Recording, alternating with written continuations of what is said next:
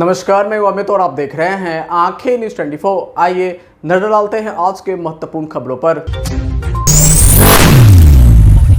नमस्कार, मैं अमित और आप देख रहे हैं आंखें न्यूज 24। बिहार में अगले साल होने वाले विधानसभा चुनाव से पहले राजनीतिक सरगर्मी तेज होती जा रही है। बता दें कि आरजेडी के नेता और पूर्व डिप्टी सीएम तेजस्वी यादव ने बुधवार को बांका से कार्यकर्ता संवाद यात्रा की शुरुआत की। इस दौरान उन्होंने मुख्यमंत्री नीतीश कुमार पर जमकर निशाना साधा है। तेजस्वी यादव ने कहा कि नीतीश कुमार थक चुके हैं, उनका समय अब खत्म हो चुका है, उनसे अब बिहार चलने वाला नहीं है। उन्होंने कहा कि अब हम लोगों को नया बिहार बनाना है। आरजेडी कार्यकर्ताओं से संवाद पर निकले तेजस्वी यादव ने बांका में मीडिया से बातचीत में कहा कि बिहार की मौजूदा राज्य सरकार विकास के लिए कोई काम नहीं कर रही। उन्होंने आरोप लगाया कि गरीबी, महंगाई, बेरोजगारी पर सरकार का कोई ध्यान नहीं है। बिजली का स्मार्ट मीटर स्मार्ट चीटर बन गया है। इसमें आम जनता को लगातार परेशानियों का सामना करना पड़ रहा है। वहीं बिहार विधानसभा में नेता प्रतिपक्ष तेजस्वी यादव ने दावा किया कि जब वह सरकार में थे तो बिहार में बेरोजगारी के लिए लगातार काम किया गया, मगर बीते 10 महीनों से जो एनडीए सरकार बनी है इस दौरान कोई भी काम नहीं हुआ है। उन्होंने आरोप लगाया कि बिहार में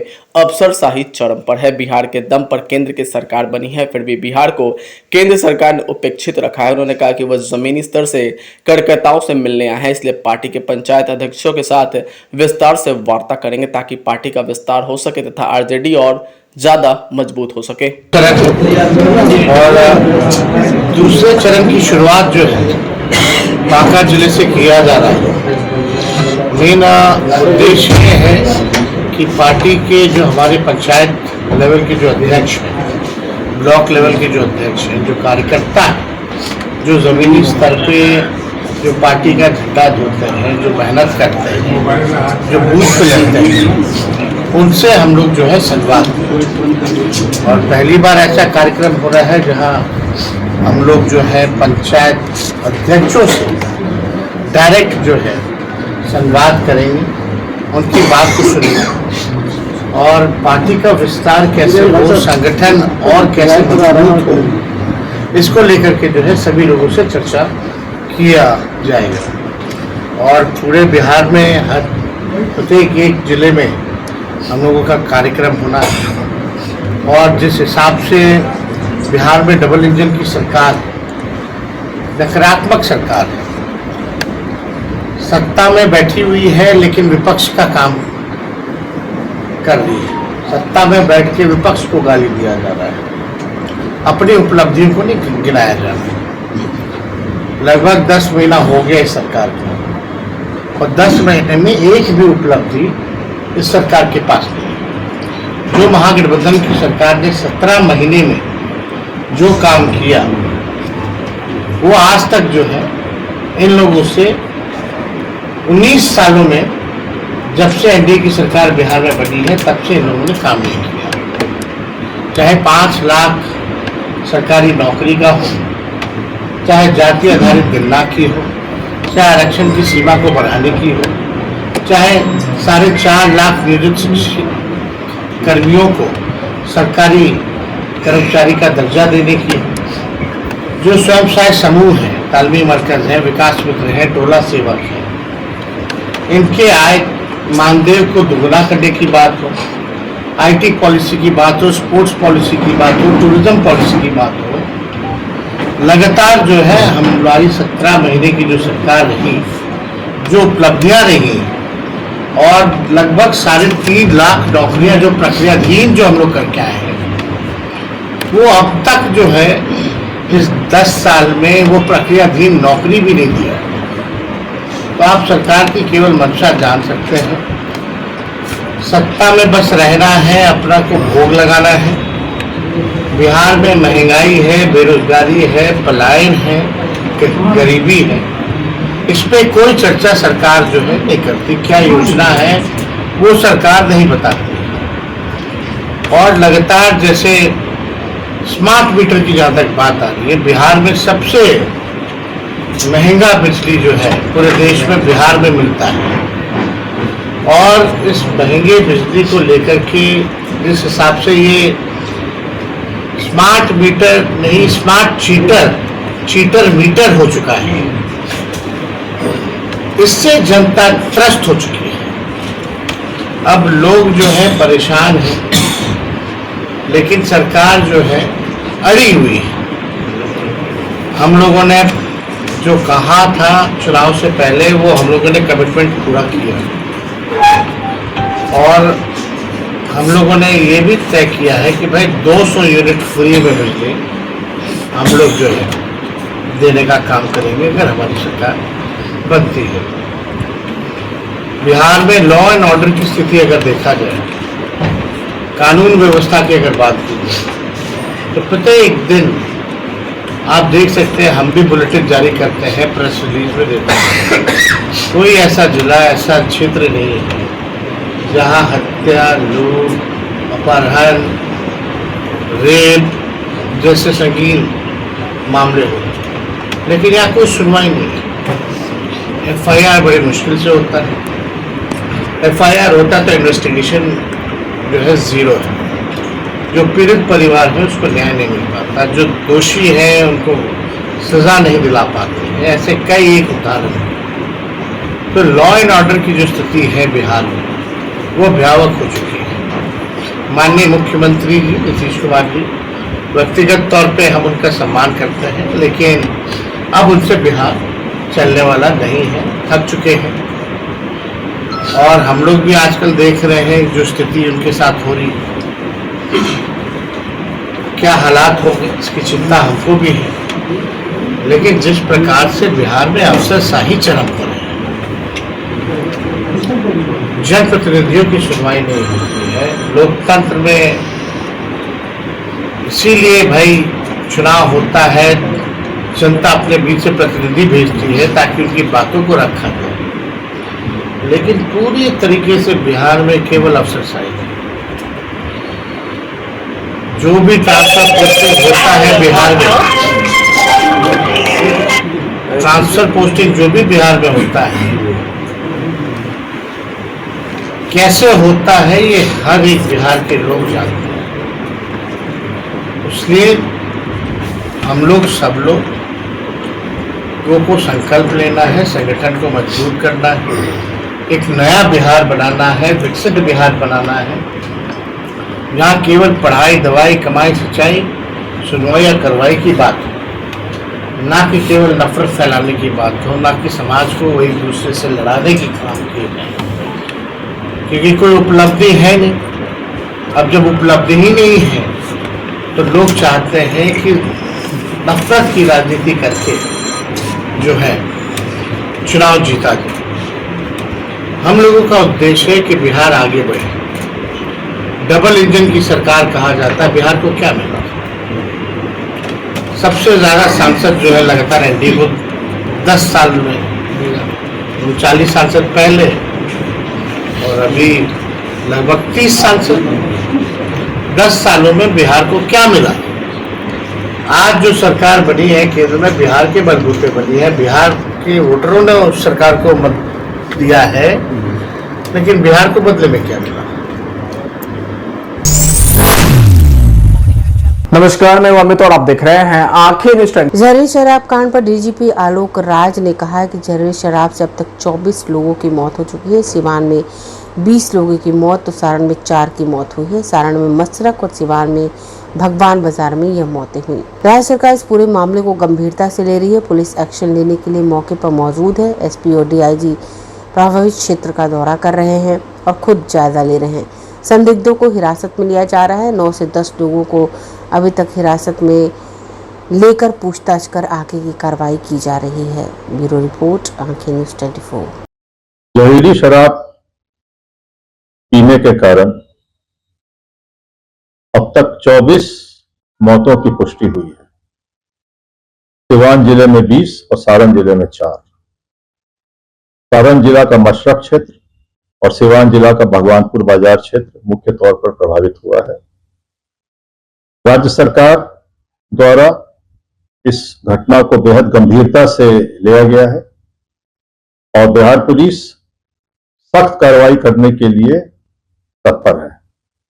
बिहार पुलिस की ओर से घटना की सूचना मिलने के उपरांत ही एसपी, डीआईजी ने प्रभावित क्षेत्रों का दौरा किया। संदिग्ध व्यक्तियों से पूछताछ की गई और उनको हिरासत में लिया गया। इसके अतिरिक्त पटना से मद्य निषेध विभाग के पदाधिकारी भी जा रहे हैं और उन्हें निर्देशित किया गया है कि पूरे घटना की प्रोफाइलिंग करें, कहां से शराब की आपूर्ति हो रही है, कौन कौन माफिया इसमें संलग्न है, सबके विरुद्ध गंभीर कार्रवाई और सख्त कार्रवाई की जाएगी। अभी 9-10 लोग हैं जिनको डिटेन करके पूछताछ की जा रही है और उनसे पूछताछ के उपरांत आगाह कार्रवाई की जाएगी। पूछताछ के बिंदुओं पर कुछ नाम सामने आए हैं, कुछ शराब माफियाओं का नाम सामने आया है। नमस्कार, मैं अमित और आप देख रहे हैं आंखें न्यूज़ टाइम। बिहार सरकार के मंत्री नितिन नवीन ने एक बार फिर तेजस्वी यादव को आड़े हाथों लिया है। उन्होंने कहा कि तेजस्वी यादव जनता के बीच गंभीरता से नहीं जा रहे हैं। क्या उन्हें नहीं पता था कि चुनाव की घोषणा होने वाली है कि यात्रा कर रहे हैं? इंडी गठबंधन कितनी भी चुनाव की यात्रा कर ले, जीत एनडीए की ही होगी। वहीं बिहार में जहरीली शराब से मौत के मामले में नितिन नवीन ने कहा कि इस मामले को सरकार ने गंभीरता से लिया है। जो भी इस घटना के दोषी हैं उन पर कार्रवाई होगी। जिन पदाधिकारियों की लापरवाही से यह घटना हुई, इस घटना में शामिल होने के लिए अंदेशा भी नजर आएगा, उन पर कार्रवाई की जाएगी। देखिए, जिस आदमी को पूरी जानकारी रहती है, यात्रा का केवल ढोंग करते हैं, उनको मालूम नहीं था कि चुनाव का डिक्लेरेशन होना है। तो कार्यकर्ता और जनता के बीच में जाने से डरते हैं, तो इसलिए हमेशा हर बार कोई ना कोई बहाना बना के, ये विदेश यात्रा में तो कोई दिक्कत नहीं आती उनको, लेकिन बिहार यात्रा पर जब भी जाते हैं बीच में ब्रेक लग जाता है, क्योंकि जनता और कार्यकर्ता को फेस करने की हिम्मत नहीं है तेजस्वी यादव को। कहीं ना कहीं उनको मालूम है कि जब जनता से जुड़े हुए मुद्दे उठाने की बात आती थी, उस समय वो लगातार पलायन कर जाते हैं, और जब राजनीति करने की विषय आती है तो जनता के बीच में आने का प्रयास करते हैं। तो जनता भी खोजते रहती है ऐसे लोगों को। बिहार झारखंड में चुनाव है, दोनों में जीत का दावा कर रहे हैं आरजेडी के लोग। आरजेडी के लोग तो पिछले बार भी 12 फरवरी को भी दावा किए थे कि बहुत बड़ा खेला होने वाला है। क्या खेला हुआ पता चल रहा है, अभी ईडी शिकंजा कस रही है। ऐसे ऐसे जो लोग राजनीति में खेला करने वाले लोग हैं, उनके साथ जनता बढ़िया से खेलती है। और अभी भी जो हरियाणा में अभी तो बहुत बड़े उनके परिवार के लोगों ने भी बहुत बड़ा वहाँ हुंकार भरा था। क्या हुआ, जमीन धूल चाटनी पड़ी। और झारखंड और महाराष्ट्र में भी निश्चिंत रहिए, जितने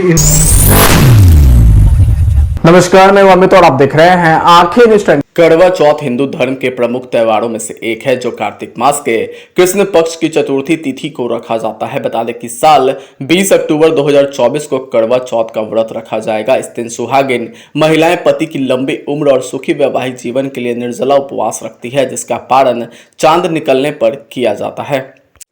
बता दें कि करवा चौथ की शुरुआत हमेशा सरगी खाने से की जाती है, जो सूर्योदय से लगभग 2 घंटे पहले तक खाई जाती है। इस दौरान करवा माता और भगवान गणेश व चंद्रमा के विधि अनुसार पूजा की जाती है। वहीं इस साल करवा चौथ पर भद्रा का साया बना हुआ है, लेकिन यह भद्रा दिन में केवल 21 मिनट के लिए लग रही है। ऐसे में इसका क्या समय है, आइए जान लेते हैं।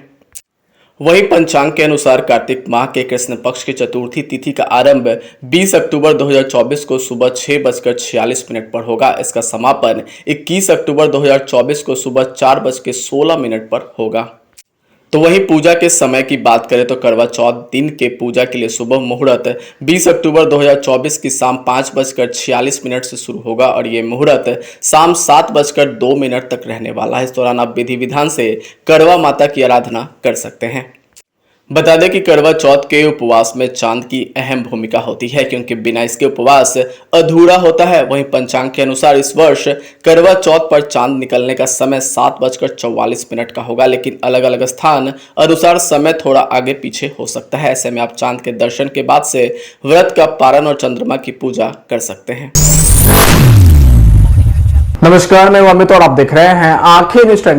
बिहार में 4 सीटों पर होने वाले उपचुनाव के लिए जनसुराज ने अपने उम्मीदवार का ऐलान किया है। जनसुराज के सूत्रधार प्रशांत किशोर की मौजूदगी में प्रदेश अध्यक्ष मनोज भारती ने तराड़ी विधानसभा सीट से प्रत्याशी के नाम का ऐलान किया है। ऐलान करते हुए उन्होंने बताया कि लेफ्टिनेंट जनरल एसके सिंह तराड़ी विधानसभा क्षेत्र से जनसुराज के उम्मीदवार होंगे। नाम का ऐलान होने के बाद लेफ्टिनेंट जनरल एसके सिंह ने कहा कि अब तक समाज से लिया है, अब समाज के लिए कुछ करने का समय है। इसी विश्वास के साथ चुनाव में उतरने का फैसला लिया है। बता दें कि इस उपचुनाव में जनसुराज अपने उम्मीदवार की घोषणा करने वाली पहली पार्टी, जबकि अन्य दलों ने अभी तक अपने उम्मीदवारों के चयन की प्रक्रिया शुरू नहीं की है। प्रशांत किशोर ने इससे पहले 2 अक्टूबर को जनसुराज पार्टी की घोषणा की थी। बता दें कि तराड़ी से पार्टी उम्मीदवार के नाम का ऐलान करते हुए प्रशांत किशोर ने कहा कि उनकी पार्टी चारों सीट पर चुनाव लड़ेगी। उन्होंने यह भी कहा कि जल्द ही अन्य 3 सीटों पर भी कैंडिडेट का ऐलान कर दिया जाएगा। बिहार के रामगढ़, तराड़ी, इमामगंज और बेलागंज सीटों के लिए उपचुनाव 13 नवंबर को होंगे। बता दें कि ये सभी सीटें इस साल की शुरुआत में विधायकों को लोकसभा के लिए चुने जाने के बाद खाली हो गई थी। वहीं बिहार की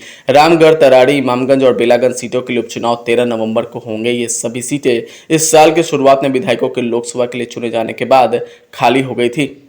कुछ दिन पहले प्रशांत जी से मेरी मुलाकात हुई और जिस तरह से ये काम बिहार में कर रहे हैं, हर बिहारी उसको फॉलो कर रहा है और मैं भी बहुत ज्यादा इम्प्रेस था उनसे कि वे और उनकी टीम गांव-गांव जाकर के पिछले 2.5-3 साल से मंथन कर रहे हैं और ऐसे कैंडिडेट्स खोज रहे हैं जिसकी छवि ठीक हो और बिहार के पॉलिटिक्स को अच्छा कर सके। ये जो उनका संकल्प और साधना है, ये मेरे को बहुत अच्छा लगा और दिल को भा गया और दिल से मैं उनके हर प्रोग्राम को फॉलो करता था, देखता था। लेकिन देखिए, ये भाग्य की बस होता है कि तरारी विधानसभा की सीट खाली हुई, उसी में मेरा गांव है और मेरी बहुत यादें उसके साथ लगी हुई हैं। अब जब मेरा पूरा 41 साल फौज की नौकरी, 4 साल जज की नौकरी, ये सब पूरा होने के बाद जब मैंने पीछे देखा तो मैंने कहा कि अपना मैंने फर्स्ट इनिंग्स जितना हो सकता था देश की सेवा में लगा दिया। अब सेकेंड इनिंग्स में मेरे को अपने गांव की तरफ जाना है।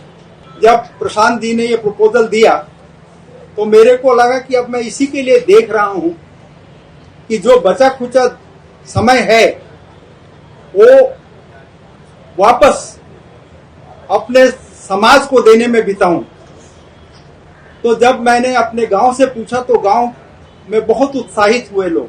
सबका यही था कि बबुआ तू जा, हमनी के लाइफ अच्छा करो। ये दिल को छूने वाली बात है। तो अब मैं अपना समय सेवा में उस समाज को देना चाहता हूं जिन्होंने मेरे को इस लायक बनाया। अगर आप भी अपने दुकान, प्रतिष्ठान, school, college, coaching centre, restaurant, cafe का विज्ञापन देना चाहते हैं, वो भी किफायती दर पर, तो आंखें न्यूज़ 24 लेकर आया है आपके लिए एक सुनहरा मौका। आंखें न्यूज़ 24 न्यूज़ पोर्टल की दुनिया में बिहार का सबसे उभरता हुआ चैनल, जहां बिहार झारखंड से जुड़े तमाम बड़ी खबरें देखने को मिलती है। तो देर किस बात की, आज भी जुड़े आंखें न्यूज़ 24 के साथ। संपर्क करें हमारे व्हाट्सएप नंबर 8935876430 पर। क्या आप पत्रकारिता के क्षेत्र में अपना कैरियर बनाना चाहते हैं? तो आज ही royal Ashoka institute of mass communication and journalism में अपनी जगह सुनिश्चित करें। आर्यभट्ट ज्ञान विश्वविद्यालय पटना से मान्यता प्राप्त 100% प्लेसमेंट के साथ royal Ashoka institute of mass communication and journalism नामांकन जारी है। हमारा पता है DS/16 गायत्री मंदिर के समीप, कंकड़ बाग, पटना 8,20,000। आप हमें संपर्क भी कर सकते हैं। हमारा मोबाइल नंबर है 9955456126।